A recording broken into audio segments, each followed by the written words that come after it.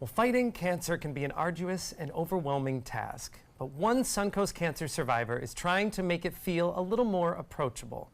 We welcome back Tony McAkron from Team Tony Foundation, and he has some big news about a new cancer center coming here to the Suncoast. Welcome back, Tony. Thank you. It is always great to see you, and you have left such excitement around the community. There's so much love and support for you in the community, and we know why. For some of the people that maybe are not familiar with your story, tell us, remind us about the story and about when you found out about your diagnosis. Well, I was riding my bike on Longboat Key one day, and out of nowhere I had a full seizure. Tumor was the size of my fist. Ended up, as a 33-year-old man having a seizure. Went to the hospital, the tumor, and then 2 to 3 surgeries later, some crazy treatments you shouldn't speak about to anybody. Yeah. Yet it was a good battle. And for me, one of the things missing during that was somebody like me. Yeah.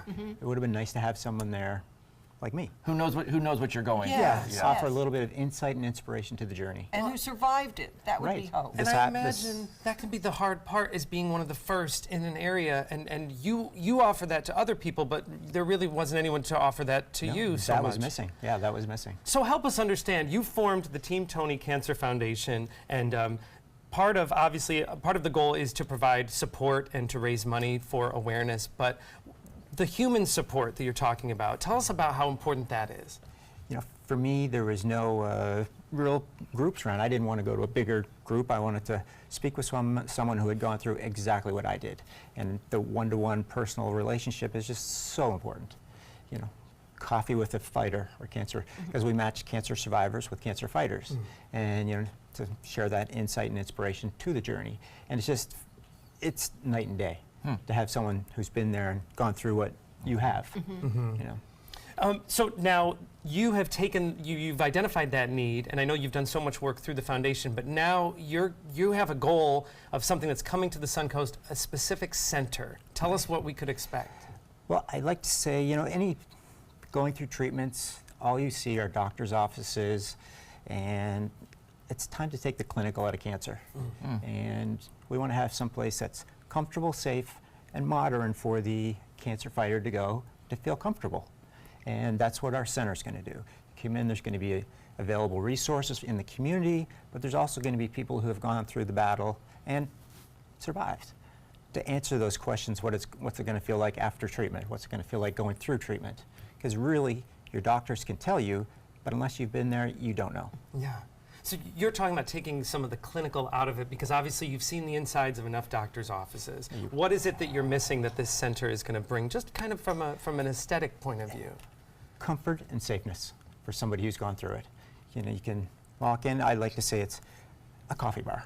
It's a coffee bar. I was thinking It's a that coffee exact bar. thing. It's a coffee bar for cancer patients. Coffee, like nice chairs and It's comfortable going to be, we're environment. going to have a nice little bar stool. We're going to have a water feature in the corner, so if you just want to come in and read a book, you know, whether you're in a wheelchair or a scarf on your head, it's a place for people to feel comfortable who have, a lot of the time, feel uncomfortable. Right. And so that's what we're going to offer.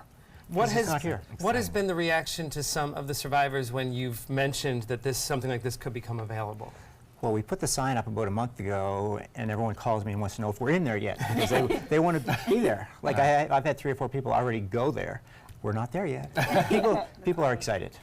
You know, I don't think they're as excited as we are, because it's just another way to offer support. And it's like, it's been an 8-year dream, and it's all of a sudden it's in 3 weeks away. Wow. So when you got the news of your diagnosis, obviously when you had the seizure while you were cycling, which is, I understand, one of your passions, it's always been. How difficult was it to get back onto a bike and back into your passion like you are now? A long time, because one of the things happened is I lost part of my vision. Like, literally, I cannot see you right now, so I'm looking, and so I actually have to ride a tandem. And so it took me a long time to get over, okay, I can't ride by myself, I got to ride a tandem, what's next? And so it's been the last year where I've really gotten back into it. You know, I couldn't let it go because we had this fundraiser for the foundation, yet it's been this last year that I've really gotten back into it.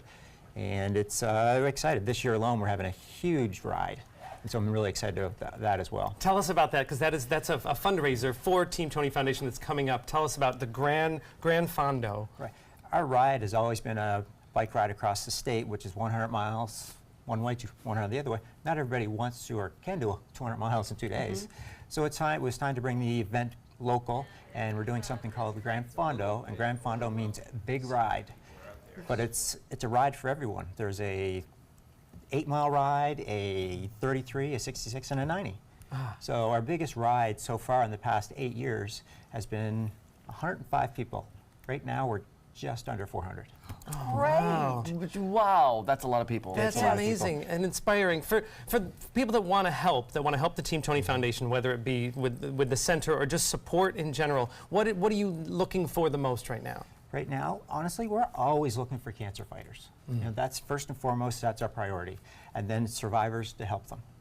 And spreading the word about who we are and what we're doing, and just being out there, wearing the t-shirts, just letting people know who we are.